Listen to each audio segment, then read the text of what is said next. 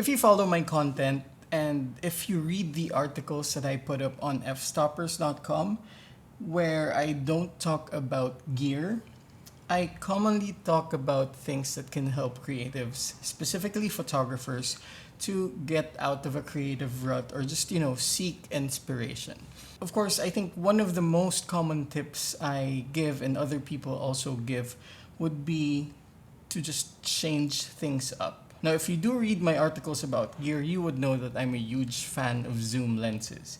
My go-to, my ride or die lens is a 24-105mm, and that's what I like walking around places with. But in the spirit of changing things up, spicing things up, I sometimes actually look for a prime to walk around with. And when I say walk around with, this isn't the typical I'm traveling and exploring a new city or a new place with a camera. This is me having a camera inside my bag and just having it ready for whenever I find anything inspiring, basically. This lens that I've been trying for the past month has actually become something very convenient to have. And this is the Viltrox 40mm f2.5. Now, honestly, this did not excite me when this was on the way. This did not excite me when it arrived. The more I kept this inside my bag and pulling it out every time with my camera whenever I found something to shoot, the more I realized this is actually something worth having. Now, before I tell you why, let me tell you why it's something that didn't excite me. It's basic. It's a 40mm f2.5. It's very small. It's 167 grams, 2.5 by 2.3 inches. Very small, feels like nothing, and you see the value in that already. But again, it's not exciting. It's a basic lens. It's a basic normal lens at 40 millimeters. Now, of course, you know the implications of that. It weighs nothing. It's 2.5 inches long. It's something... I wouldn't even count this whenever I talk about what you can put inside your camera bag, because this can fit inside your pocket. I have put this inside my pocket once while I was changing lenses. Very easy to carry around. You might even forget you have it. But if it's the only lens you have on your camera becomes very light. Now, it's also come to a point wherein I'm considering getting a Sony a7C II, because the effects of the size and the weight of this becomes even more significant if you're using with a smaller camera body. And yes, I can consider getting an APS-C body. In fact, I have a Sony ZV-E10 Mark II on the way. I would actually opt to use this with a full frame camera. Why? Because of, well, let's make it sound a bit cheesy. I'd like to call it the duality of a normal lens. Why? Because whenever you have a full frame camera, I've been using this with a Sony a7 IV, I've been using this with a Sony a7R5, and if you follow my technical instruction videos on how to customize your Sony cameras, you would know that my rightmost button on the camera is always a shortcut for crop mode. That means that whenever I have this on a full frame camera, I have a 40mm full frame, but with one press of a button, I also have a 60mm f2.5 on APS-C. And now technically those still fall under the same range, 40mm full frame, 60mm cropped.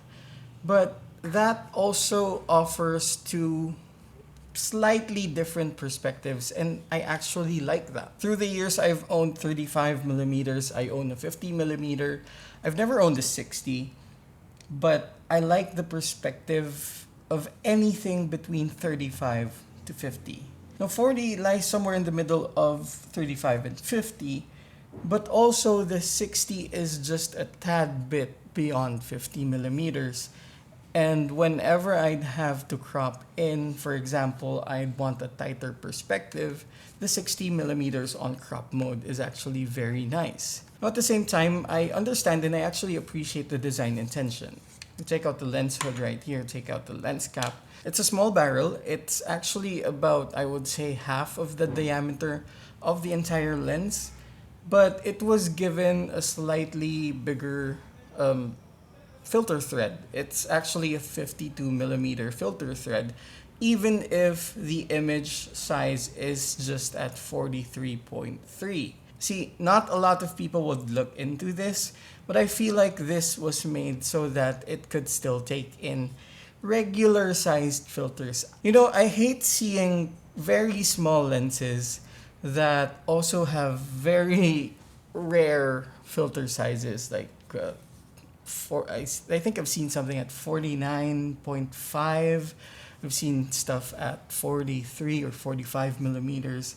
And that's just gonna give the users a bit of difficulty finding filters for that. Now, no, I'm not gonna use this for landscape photography, but I'm still gonna probably want to mount one or two filters on it.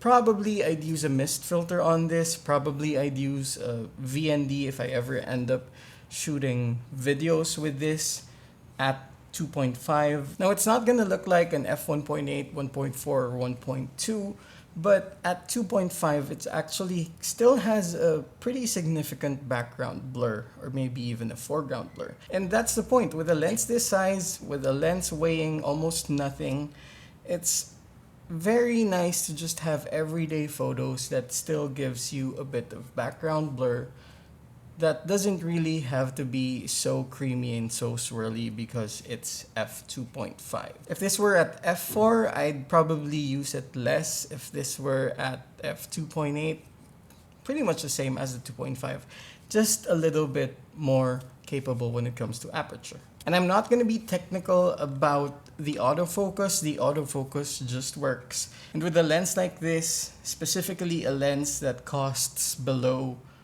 $200, I mean, anything with autofocus that's not significantly slow, because it's not. It's, I'd say, just fast enough for what you need it to be. And I guess the same goes for the image quality.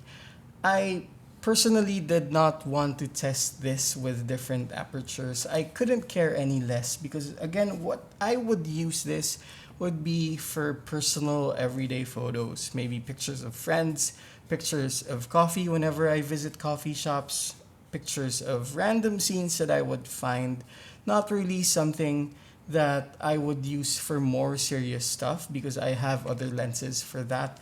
But as a casual lens that you bring around in your bag for just in case stuff, this is actually something I would keep. Now, resisting the urge to get a more compact full frame body, an A7C2 or a ZVE1 for that matter, that will be an uphill battle considering I have this one. You know, I just really enjoyed having this inside my bag with my camera going around places.